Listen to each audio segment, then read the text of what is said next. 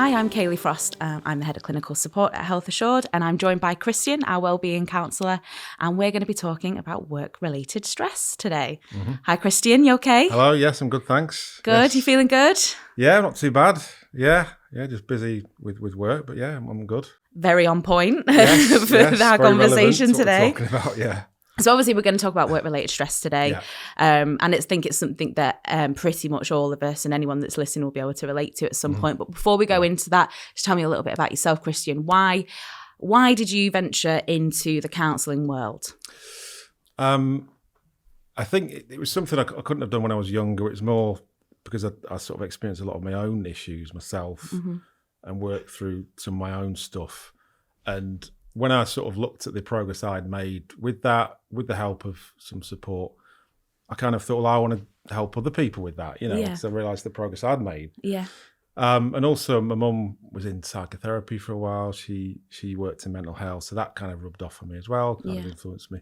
So yeah, that was it really. And I did an introductory course. I thought I'll see how it goes, and I really enjoyed it. And yeah, I've been doing it ever since. So yeah, here I am. So how long have you been a counsellor for now?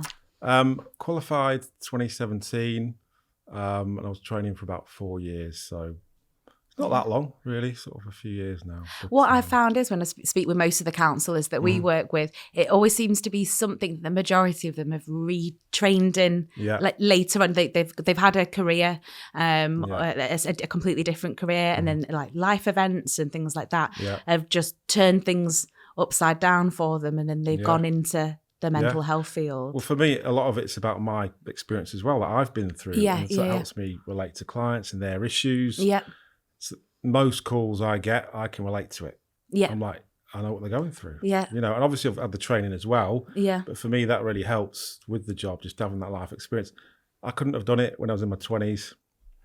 I wanted to be a pop star and a singer, but now I'm older. It's like, I can help people with this stuff as well. So, are you a singer? Occasionally, I've been known You're to. the mic now. Well, not at the moment, but a bit of warming up. But yeah, so, but no, it's just something that for me at this time of life, it felt right, and I'm really enjoying it. So yeah, it's good to help others. Well, it is. I say this to all the counsellors as well, but it's not. It is genuine, but it is a pleasure to work with everyone and see all of the different skill sets that we've got and all the different types of issues that we support with. I think we're in a unique position because we work in EAP where you get every single type of kind of call coming through, every single type of issue. Yeah. But I think it gives us a really good insight into the mental health landscape, which has changed dramatically over the past 2 years alone, hasn't it? Yeah. But I think one thing that we do see, I'm going to do a nice little segue here into the topic, but one thing that has remained consistently, in terms of why people speak to us, speak to counsellors in general, work-related stress, that's just remained, a consistent, I guess it's increased more so over the past couple of years for like various different reasons. But is it something that you've seen as probably one of the most utilised, one of the reasons we're most utilised here in the mental health kind of industry? Yeah, it's a big part of it. Yeah, loads of the calls that come in. I mean, this is working in EAP, we deal with so many clients call in, and I speak to about 100 a week. Yeah. So I see so much different stuff, which is a great experience for me. But yeah, so much work-related stress, and yes, there was a lot of that before pandemic. Yeah. But now it's still there, but it's slightly different. So the pandemic's impact, working from home, isolated, not, connecting with people as much. So, but that's still kind of connected to work. So yeah, the work-related stress is still there, but it's been slightly different since the pandemic. But yeah, we do get a lot of it. Yeah. And do you think it will, we'll touch on kind of like how to work on work-related stress and things like that, but do you think it will always remain a consistent theme in terms of mental health support? Probably, yeah. But what I focus on, usually the clients that struggle most with work-related stress have got issues themselves with boundaries and self-care, okay? And when I talk to them about that, I'm making them aware of their role within it. Yeah. So they might call in and say, oh, well, work's dead busy, I'm getting given too much work, I'm so stressed, I need time off. But usually I'll ask them a series of questions. The first one is, do you struggle to say no? Yeah. Right. And I'd say 80%, 70, 80% will say yes. Then I'll say, do you put others' needs before your own all the time? And again, about 70, 80% will say yes. I'll ask a third question, are you a perfectionist?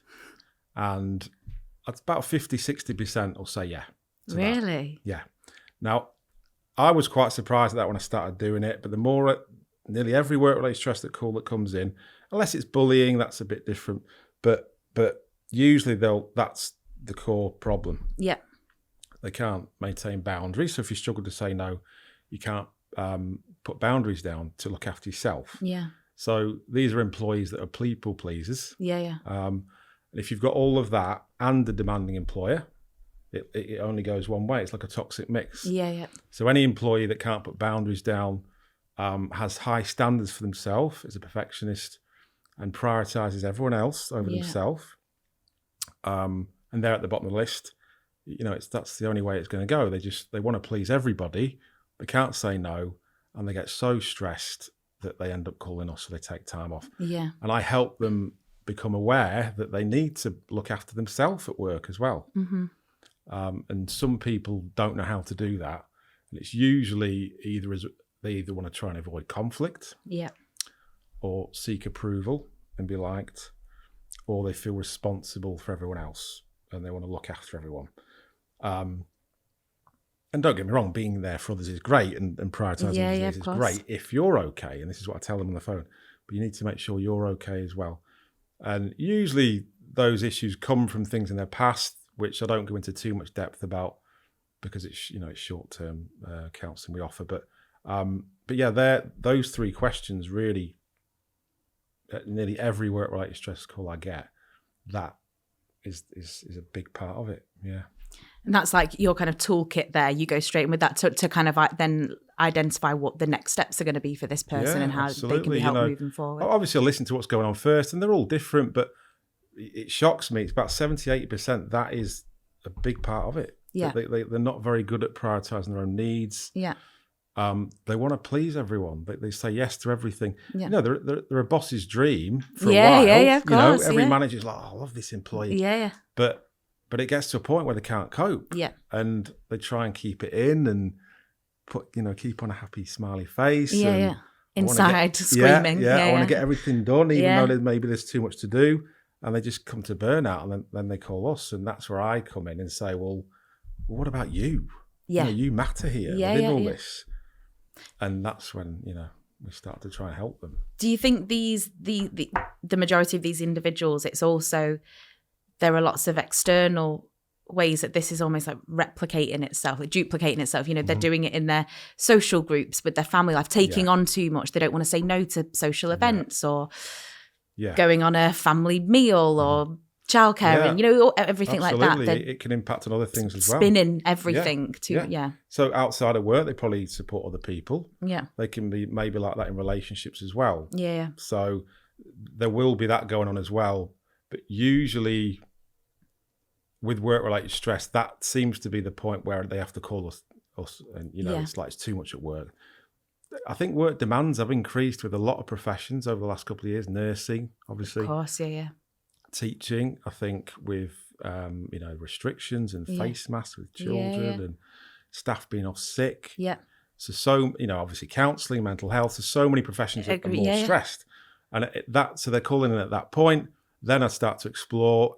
Yeah, they can't put boundaries down. They can't say no. They prioritise everyone else.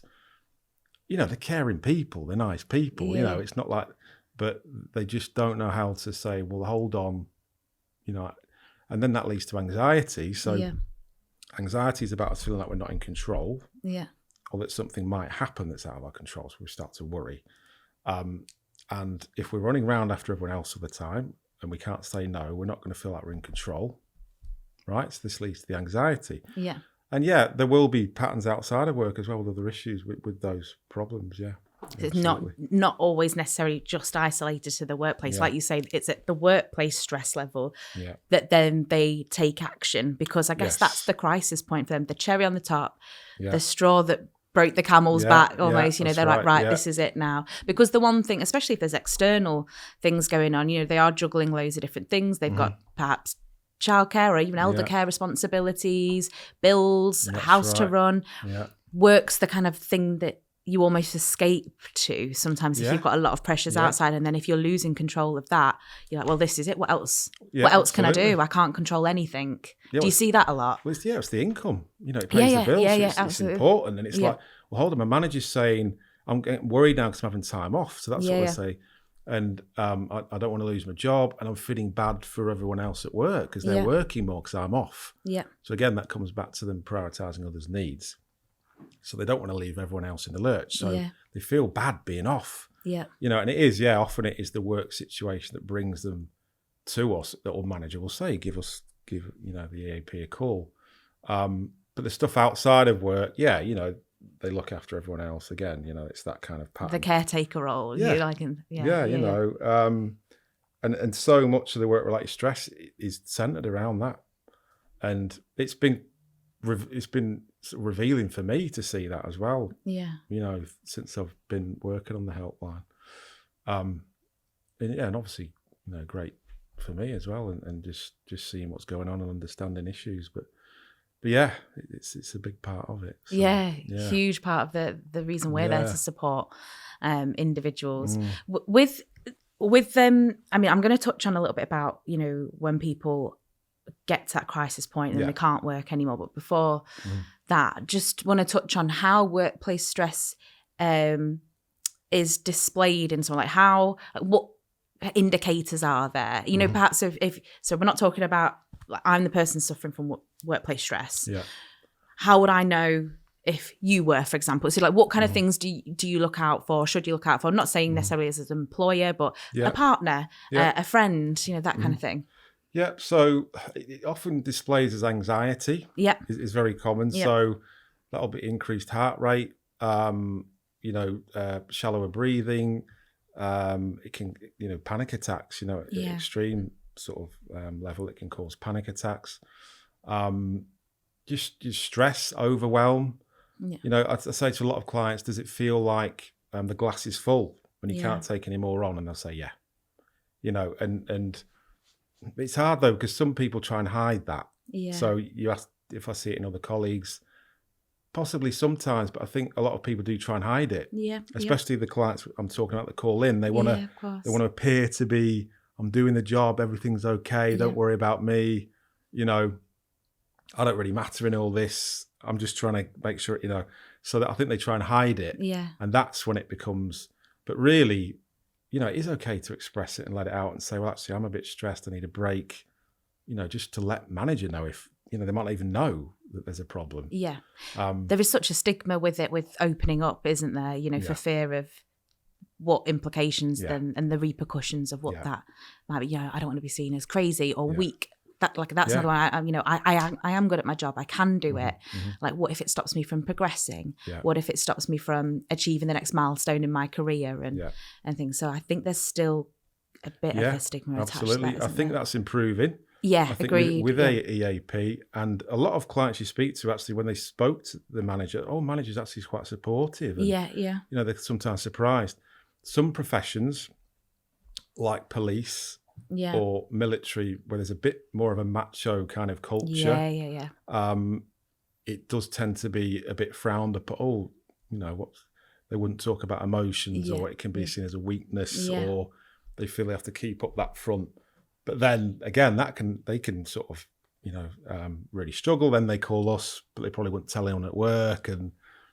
But some professions it's a bit more, looked down upon as a weakness. And those types of professions are where it almost becomes safety critical, doesn't it? Because if someone's not dealing with their struggles with their mental health and their overall well-being, that can manifest itself into something much worse, couldn't it? A more serious issue, which could, in those types of roles, like frontline roles, not even just like the police or, the frontline services and things like that, but care professions and things, that could have massive implications for the people that are, I guess, at the receiving end of their service or what they do. I mean, stress and anxiety impacts on focus and concentration. Yeah.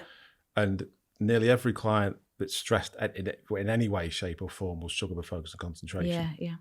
And it's, they feel it at work. So, and that's normal. So anxiety, stress, depression, the more emotional side of the brain becomes more active, Yeah. and it gets in the way of the logical, practical side, which we need to focus and concentrate. Obviously, with work, we need that. Yeah.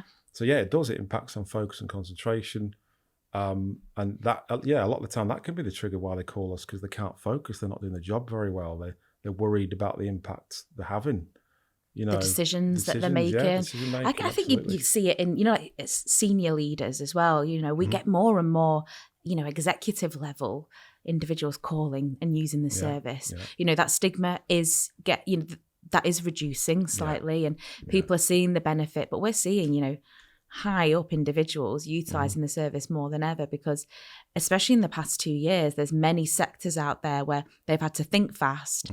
The decision makers have had to make decisions and choices very, very quickly, at the snap of a finger, with going into lockdowns and putting restrictions in place. Yeah. And then the thought of then what the repercussions of then making that snap decision might be. Yeah. I think it's great that more leadership positions and those exec positions are seeking support. I think it will take some, I don't know about you, but I think it will still take a bit of time to, I don't ever think it will be eradicated, this workplace stress, and that talking about it. There will always be people that don't necessarily believe in it, or or will. Some people thrive off it. Some people like to be a bit stressed. I think some stress is healthy. Yeah, absolutely, I agree. Yeah. To keep us, on our toes, to keep us alert. But no, absolutely, I agree with you. Higher up people have got more responsibility. Which is stressful. Yeah. And people who are higher up, they're still human beings. Yeah. They're still, the Prime Minister, Boris Johnson, is still a human being, and it's like, so, but there's more responsibility. Yeah. We get calls sometimes because they've had a promotion. They've got more responsibility. They need to think about more people. And, the money's better, and all that. But that can be stressful. So, but it's great that more people are reaching out at higher levels and accepting that actually I'm struggling too. I'm not above it all. Yeah. So, it's good. How do you think, I think the addition of things like, mental health first aid training in the workplace, that kind of stuff. Yeah. Do you think that is beneficial in terms of having more individuals available to approach and kind of encourage those open conversations? Do you think that will make an impact or make a difference in the workplace? Absolutely, yeah. It makes people more aware of mental health. Yeah. And it's important. Our emotions are very important. You know, we don't get taught about them at school. Very good point. So, and I say this to clients, and then they only call us when they're at crisis point. When they're but their emotions are our emotions are so powerful that they, it's a difference between being happy as ever and or wanting to jump off a bridge. I mean, that's the impact emotions can have. So, but we don't get taught about this stuff, so people don't know how to cope with them. But yeah, absolutely, I think it's great that people are talking about it more. Some of the wellbeing courses, though, what I've noticed, they're actually triggering some people. So they'll go to these courses and they'll say, right, well, look out for colleagues that are anxious, this, that, and the other. And then they'll see, actually, that's me. Yeah. I'm like that. And actually, that's me. And then they come away from the training course and think, I better ring EAP. Yeah. Because I'm like that. I'm stressed. I'm anxious. Yeah. So it actually highlights to some people that they've got issues they're not looking at, But I think that's a really good thing, promoting that self-awareness. Yeah. And I think that, like, I always say, so I deal with things more from the employer perspective. So I talk to the employers themselves and you guys are speaking to their employees and I help, put all kind of wellbeing strategies and things like that in place. And I think they need to look at that for example, when I'm on a call, there might be 8 of us on a call, like a mixture of health assured and a client and their employer, the employer. And I'm, talking about the number of people that, would benefit from counselling. And I'm always like, I think all of us on this call would benefit from some form of clinical intervention, even if it's learning breathing techniques, something as simple as that, to start mitigating the potential of something developing, building on that resilience, building on that confidence and their general overall well-being before it got to a stage of dealing with workplace stress, working on putting boundaries in place, starting that early on, because you're right, even now the majority of people that use our services and services very similar are at crisis point. You know, there's multiple charities out there and they deal with the crisis point. But a lot more can be done if people kind of got in there first, you know, before anything were to happen. Because you're not born resilient. You're not born a resilient person. They're skills that you build up, aren't they, over time? And usually from stuff like maybe adverse circumstances in your life or life events and horrible things happening potentially. That's how people, in my opinion, become resilient a bit earlier, more early on. But I think everyone could do with or benefit from something, you know, to help build that. Would you agree? Yeah, absolutely. You know, as I said, we don't get taught about this stuff, you know, and people don't know how to deal with it a lot of the time. You know, it's getting more, there's more awareness of it now, mental health and mental health support. And, you know, the last 10, 15 years, more celebrities have come out, which does help, doesn't it? Mental health issues. So that's kind of, and more people are talking about it, more people are aware of it, and more people are recognising how important it is, which is great. Although that's making us very, very busy. You know, which obviously can cause me stress a little bit as well. But yeah, it's just, I have to remind myself sometimes that, you know, I just take a step back or take a few deep breaths or, you know, make sure I'm okay, and then I can support others. So that's how we come round and ply you with sweets and chocolate every week. Right, yes. You bribe us, don't you? Which it works actually, but no, it's you know, that awareness is great that more people are becoming aware of that, and more employers are taking it on and helping employees. So I got like a 2-pronged kind of question here now. The first one is, what would you recommend to someone that might be at they're starting to feel some of the pressures, some of the strains, maybe they've got, you know, bits going on outside of work as well. So they're really early stages, they're not yet at crisis point. This is the first part of my question, so I'll ask this first. What would you recommend? So someone was calling in and they're not at the crisis point, they're like, you know what, I'm feeling a bit struggling to sleep now, and I've got a few big deadlines, and I think it's all getting a bit energy bills are rising next month, and I'm a bit worried about that, and you know, we've lost someone at work, you know, the staffing's reduced, and I'm feeling a bit antsy about it. Like, what would you recommend at those early stages? Well, so it's things like that. So a lot might be going on that are out of their control. So, you know, bills going up, changes at work. And so many clients ring in with those issues. And I sort of say, well, a lot of that's out of your control. Okay. And I'll go, right, okay. So what can help is to try and focus on what you can control in this situation, and what you can do that helps you feel better. Okay. And the trick is to try and let go of the things we can't control a little bit anyway, because we can't do anything about them anyway. So, and that can help just to make that kind of awareness. Well, I can't control that, so I'm going to try and just focus on what I can control and what I can do that helps me feel better. And then I'll explore what does help you feel better, what does help you cope. You know, is anything helping? Oh yeah, exercise, gym, you know, often they'll say, or space to myself, or some, you know, more people are getting into yoga now, meditation.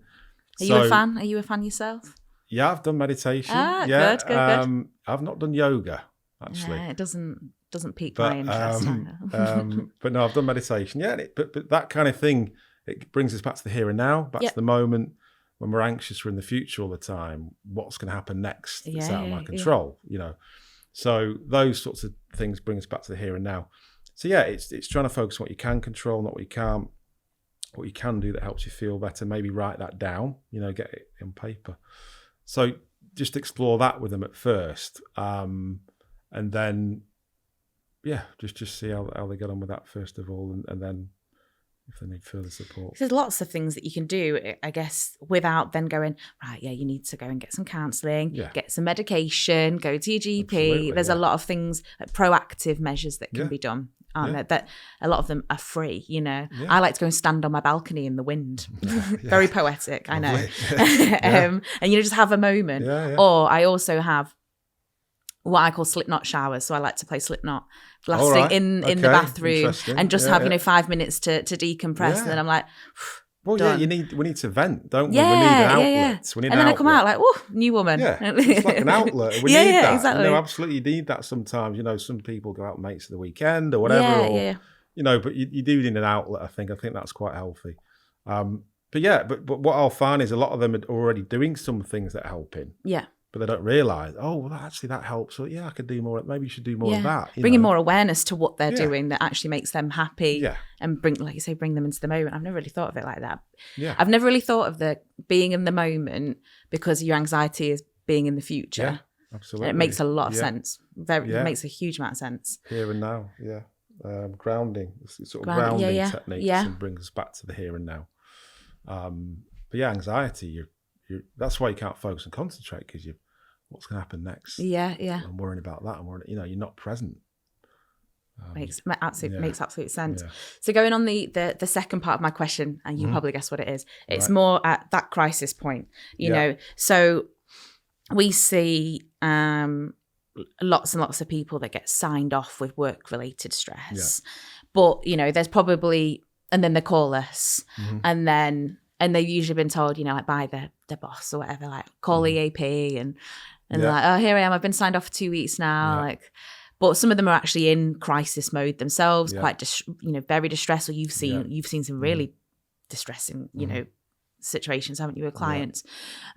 What do you do on that end of the scale? What are the kind of next steps, even including, like more interaction with a GP? Like what would you suggest, and what kind of interventions would be really good for someone that's at that crisis point? So I think at crisis point, when they're at a point where they need to take time off, it's just just take advantage of the time off for now. Yeah. Let's just try and it might take a week or two just to kind of de-stress. Yeah. So I say, give yourself permission to have the time off. Yeah. Okay. Because so many people, they worry about being off, and it's just from an emotional what am I going to come back to in 2 weeks? Absolutely as well. So it's just at first, just try and take the time off and just try and wind down, relax, and de-stress. Yeah. Give yourself that permission.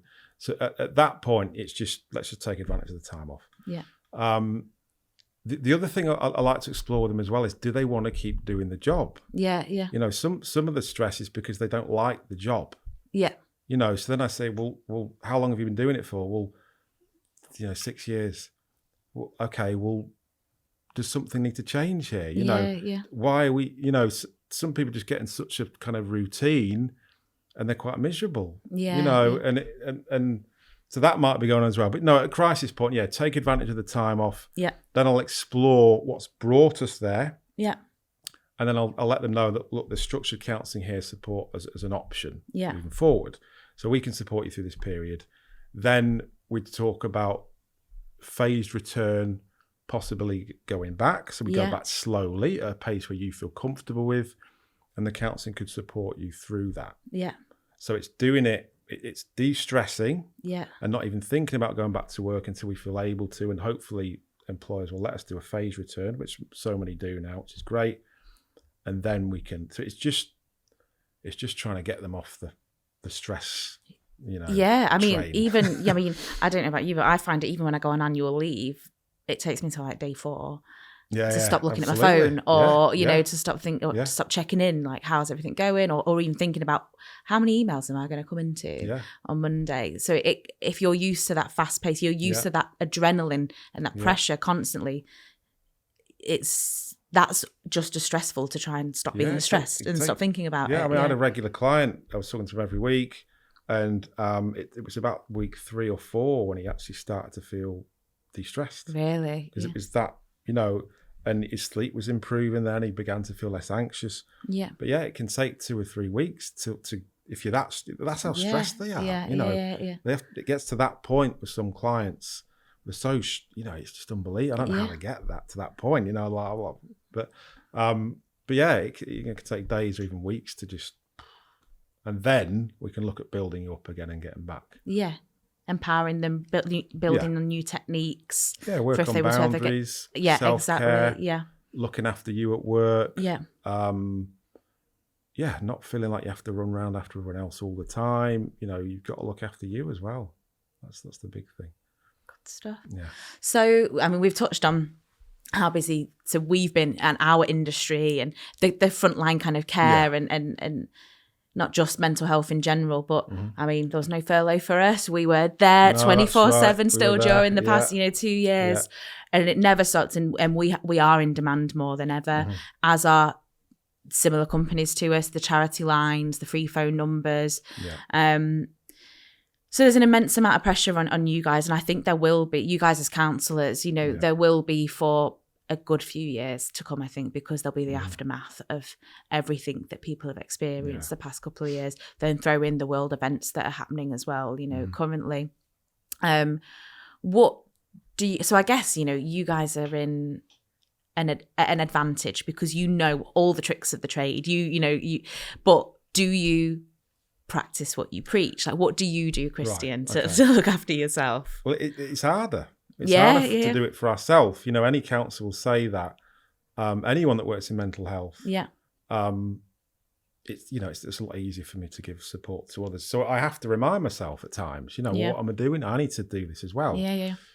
And I have supervision once a month. So if my supervisor says, "Well, have you tried that? Have you tried that?" I think, God, why haven't I thought of that? I tell clients that, but it's not until someone tells me that it can sink in. So we have to remind ourselves as well. It's not like we're experts and we're okay all the time. Untouchable. Not at all. We struggle as well. Of course we do. Yeah. So it's reminding myself of that, reminding myself of those techniques. One technique I give to clients is, it's looking after. So I need to look after Kristian. Is Kristian okay? Is this too much for him? Does he need to take a step back from work? It's that kind of third person thing, but sometimes it can just give us that perspective of, am I okay? If this was my friend or my colleague, what would I say to them? And I'd say, actually, you need to, chill out or do something. So that can help. For me, anyway, it's looking after Kristian, which, I obviously use with clients. But no, I have to remind myself of that, absolutely. Yeah. You're not immune. No, I get stressed. We've been doing some well-being stuff at work, haven't we? Which has been really useful for me, just to unwind for 10, 15 minutes and kind of offload a bit. I'm going to think of other things. People have suggested things like, what's it called? Sound bath therapy. All right. Yeah, I know. Yeah, exactly. I think I pulled the same face. Okay. But there's loads of things that you could do in the workplace. There's this sound bath therapy, and I was looking at that. Essentially, you all kind of like lay down in a room, and there's this like instrument. It's like an instrument, like a bit like a gong, and it goes up. But some workplaces are doing that. I also looked at puppy therapy. Right. And you can hire companies to come and bring puppies into the workplace. I've heard of that. It can be quite therapeutic, apparently, animals. And imagine that. I'm just thinking about our workplace, but imagine any workplace we're having puppies in. Well, oh my goodness, it would be amazing. Issues as well with it, but there'll be lots of issues. I'd be there with the carpet cleaner afterwards. But there's loads of different initiatives that workplaces can do. Obviously, if you've got AAP, fantastic. If you've got mental health first aid, it's fantastic. We do different wellbeing events, and we're actually, we're working on more. But there's more. There's loads of different things rather than just giving them the number to a helpline. Creating that open, non-judgmental atmosphere and being open to conversations and listening rather than making snap judgments and things like that. So there's lots of things that can be done, aren't there? Absolutely, Got a long way to go, but there's people are more open, employers are more open to that. We're moving in the right direction with that, aren't we? I think, it's been taken a lot more seriously. Employers realise that actually if our employees are better mentally, feeling better in the mental health, then they're going to be more productive. Exactly. As well, so turnover will reduce, staff engagement will increase. The benefits are kind of endless, really. Just to look at those extra creative ways of supporting people. So if it moving benefits everyone, exactly. Yeah. So, are there any kind of last few? We've covered a lot of ground already. We've covered a huge amount of ground. So thank you for that. Right. But is there anything that you think would be really important? Any kind of final thoughts? Well, just look after yourself really, and make sure you're okay within your job, and make sure you're happy doing what you're doing. And if you need support, look out, search for it and reach out for it, and don't be afraid to reach out for help or support. So many people have never done counselling before and are so glad when they have. Yes. And it does change people's lives. It literally does. So, yeah. And you're part of that, Kristian. You are part of that. You definitely are part of that. So well done. Yeah. So, brilliant. Well, thanks for today, Kristian. Okay. That was fantastic. Thank you. Thank you.